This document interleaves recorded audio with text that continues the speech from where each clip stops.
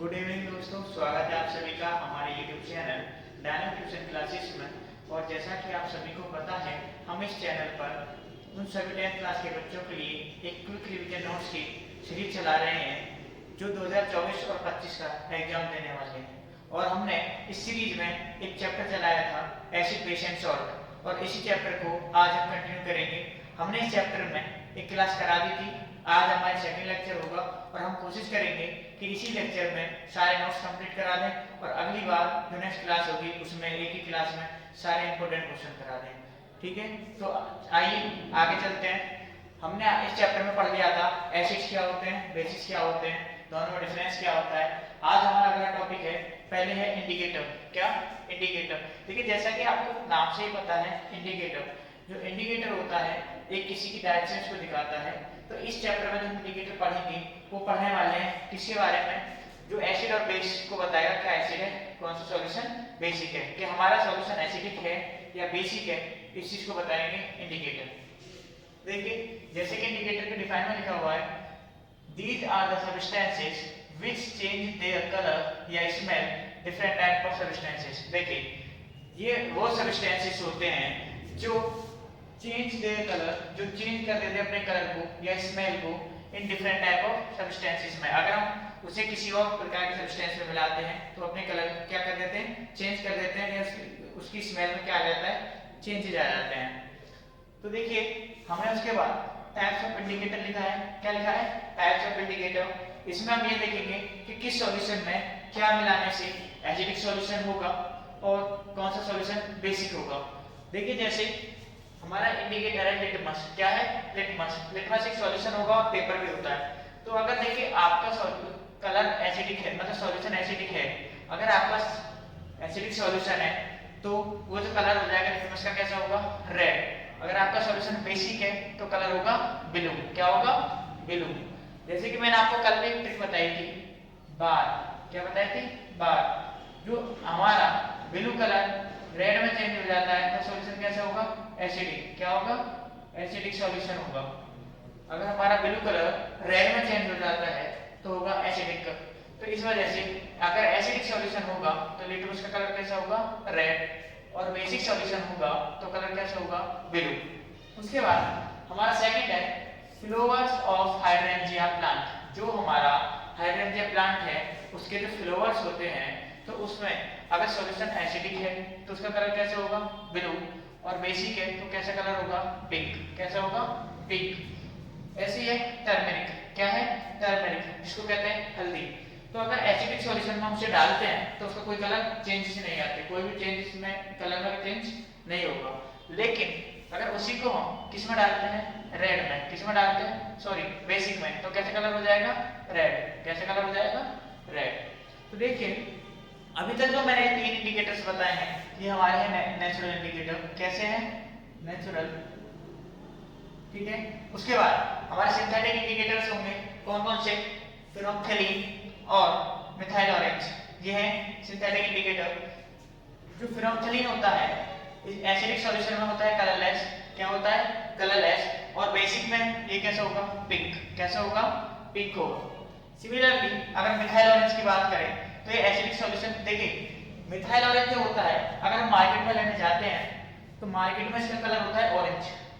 लेकिन अगर हम इसी इंडिकेटर को एसिडिक सॉल्यूशन में डालते हैं तो इसका कलर हो जाता है रेड। कैसा हो जाता है?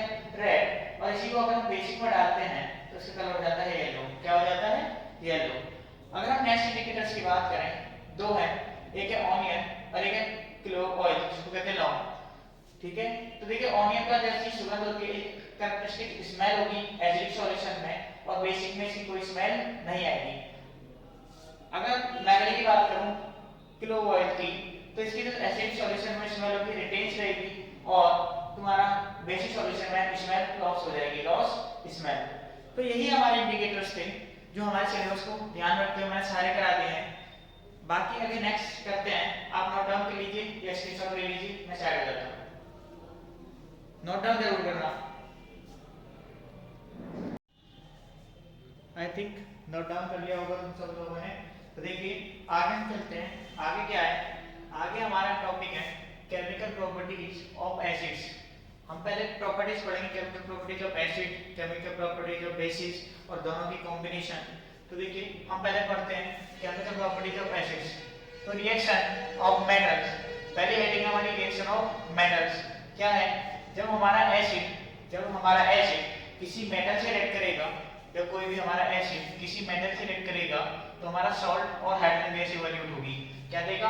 हमें सॉल्ट देगा और हाइड्रोजन गैस क्या होगी? इवोल्यूट होगी।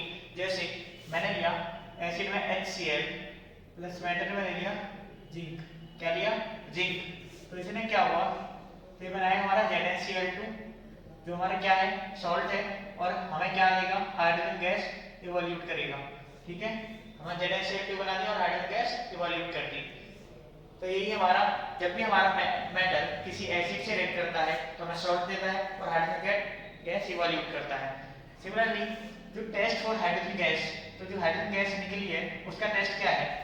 Hydrogen gas is release can be tested by bringing a burning candle. हम इसको टेस्ट कैसे करेंगे कि हाइड्रोजन गैस है? हम बर्निंग कैंडल को लाएंगे पास में near a gas bubbles, gas bubble के पास में बर्निंग कैंडल लाएंगे, मतलब मोमबत्ती लाएंगे जलती हुई। It burst with the pop sound, तो जब वो ब्रश करेगा तो एक पॉप साउंड निकलेगी। क्या निकलेगी? एक आवाज निकलेगी। ठीक है, पॉप साउंड। तो ये test for hydrogen.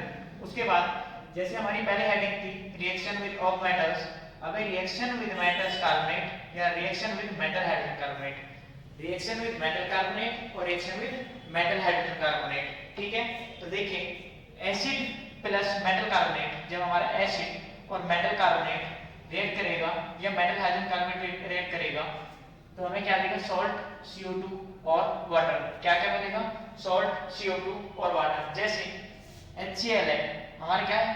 Acid, Na2CO3 ये क्या है? Metal carbonate. हमारा मेटल क्या है? सोडियम, सोडियम हमारा यहाँ मेटल है और कार्बन CO3। तो हमें क्या दिया?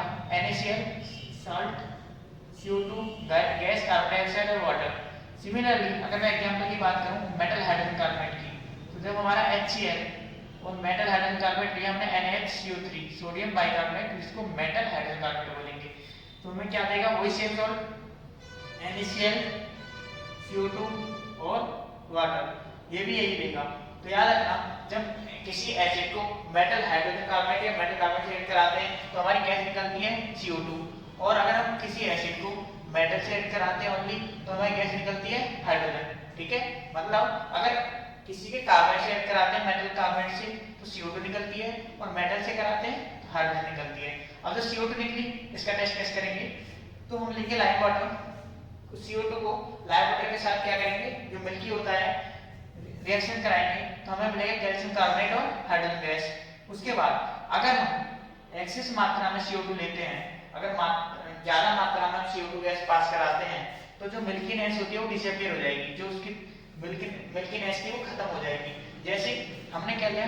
कैल्शियम कार्बोनेट और CO2 एक्सेस मात्रा में ली और वाटर, तो हमें बन जाएगा CaHCO3 का वोल्टवाइज।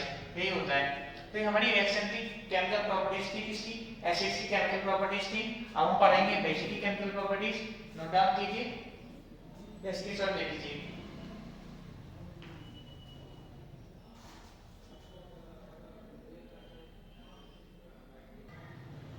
देखिए बॉयज, अब जो है हमारी क्या है? Chemical properties of basis. किसकी केमिकल प्रॉपर्टीज है? बेसिस की। अगर आप बेसिस की रिएक्शन किससे कराते हैं? मेटल के साथ कराते हैं। किसी बेसिस की रिएक्शन मेटल के साथ कराते हैं तो हमें वही सॉल्ट और क्या मिलता है? हाइड्रोजन गैस इवोल्यूट होती है। जैसे हमने बेस लिया NaOH, आपको मैंने कल ही बताया था कि बेस वो होते हैं जो एक्वस सॉल्यूशन में OH नेगेटिव आयन देते हैं, एसिड वो होते हैं जो H पॉजिटिव आयन देते हैं। तो इसी तरीके से जो हमारा NaOH है वो बेस है, मेटल क्या है? जिंक है। तो हमें क्या बना? Na2ZnO2, जिसको कहते हैं सोडियम जिंकेट। क्या कहते हैं? Sodium zincate. और हाइड्रोजन गैस इवोल्यूट होती है। टेस्ट हम ऐसे ही करेंगे जैसे पिछला भी हमने एसिड में किया था, हाइड्रोजन गैस को चेक करने के लिए। उसके बाद हमारी रिएक्शन विद मेटल कार्बोनेट और हाइड्रोजन कार्बोनेट के साथ, तो मेटल कार्बोनेट और हाइड्रोजन कार्बोनेट के साथ हमारे बेसिस जो होते हैं वो रिएक्शन नहीं कराते, कोई रिएक्शन नहीं कराते। उसके बाद reaction of acids and bases with each other. अब हम देखेंगे कि एसिड की रिएक्शन और बेसिस की रिएक्शन आपस में कैसे होगी। तो देखिए जब हमारा एसिड और बेस दोनों मिलते हैं, रिएक्शन कराते हैं, तो एक तो हमें सॉल्ट फॉर्म होता है और वाटर क्या मिलता है? वाटर। तो एसिड क्या है HCl और NaOH क्या है बेस, क्योंकि HCl के पास क्या है H पॉजिटिव आयंस और NaOH के पास क्या है OH नेगेटिव आयंस। तो हमारा क्या बनेगा NaCl जो सॉल्ट है और वाटर। तो जो वाटर है वो कैसे डिसोसिएट होता है H पॉजिटिव आयंस और OH नेगेटिव आयंस से मिलने के बाद जो बनता है वो क्या होता है वाटर। और यही रिएक्शन जब हमारा एसिड और बेस रिएक्शन कराते हैं और हमें सॉल्ट और वाटर देते हैं, उस रिएक्शन को ही कहते हैं न्यूट्रलाइजेशन रिएक्शन। क्या कहते हैं न्यूट्रलाइजेशन रिएक्शन।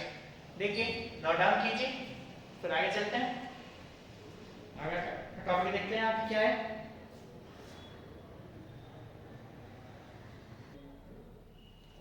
देखिए अब जो हम देखने वाले हैं अब क्या है कॉमन प्रॉपर्टीज ऑफ एसिड्स।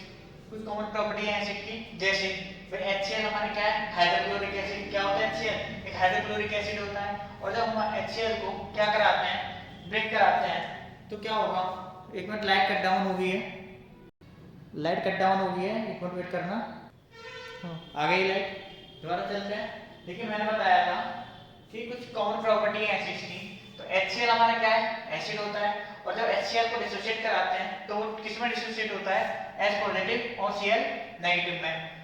और अब आपको पता है कि जब हमारा वाटर का डिसोसिएशन होता है वो किस में H positive plus OH negative ion से टूटता है। तो वही जो वाटर का डिसोसिएशन का H पॉजिटिव आयन है वो उसी की बात कर रहे हैं HNO3। और HNO3 में किससे डिसोसिएशन होगा H पॉजिटिव NO3 नेगेटिव, सारे एक्वस सॉल्यूशंस में है। उसके बाद ये कौन सा है इथेनोइक एसिड। क्या है इथेनोइक एसिड। तो जब इथेनोइक एसिड का डिसोसिएशन होगा H पॉजिटिव और CH3CO नेगेटिव जिसको कहते हैं carbonate. H positive ions can not exist alone. जैसे हमें पता है कि जो H पॉजिटिव आयंस है वो एग्जिस्ट नहीं करते alone, so it combine with water molecule.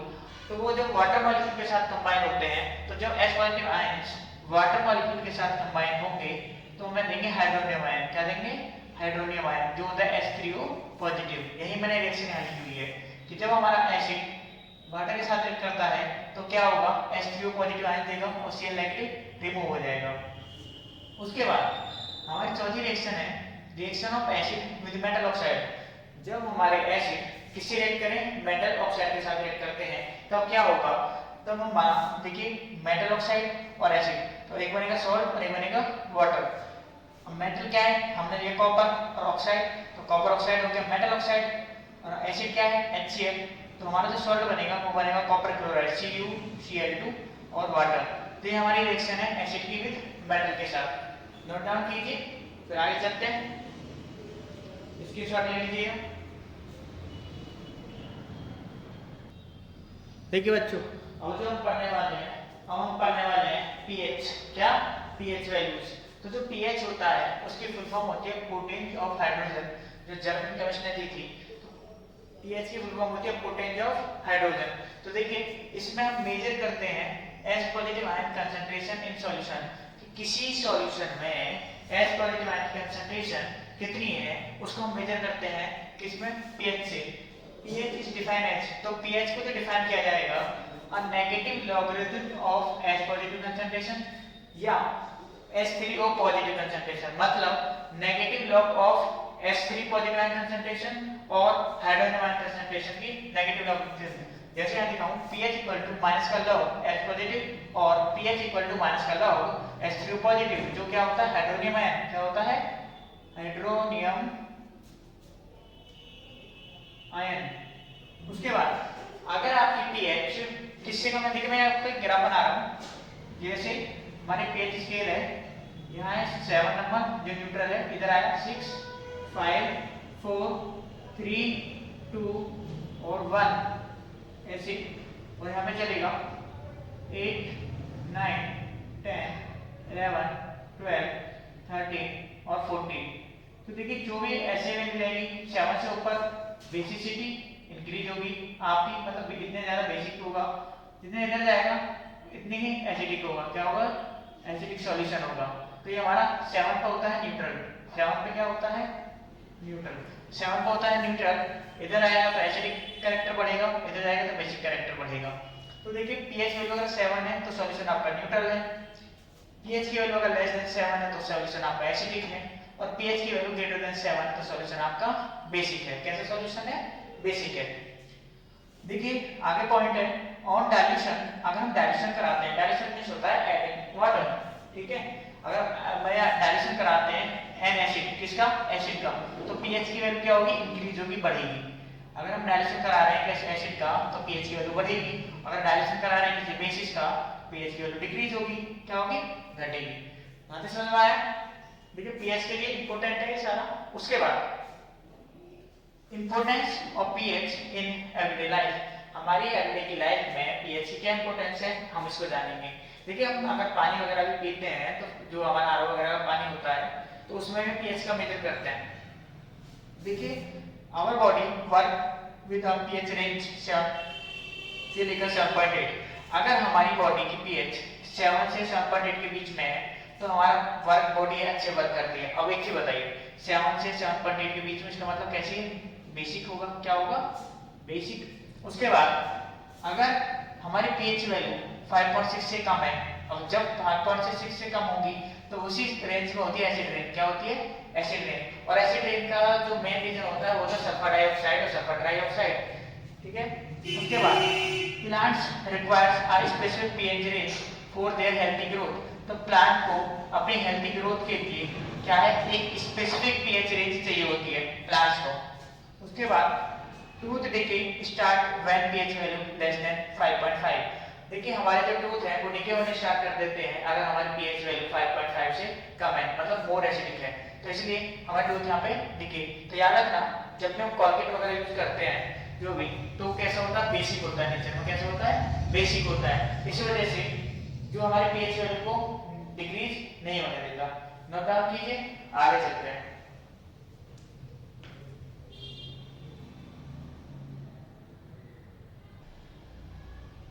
देखिए अब अगली हमारी जो हेडिंग है वो है क्या, common salts, some common salts के बारे में हम पढ़ेंगे, जैसे NaCl, NaOH, bleaching powder, baking soda, washing soda, ये सब।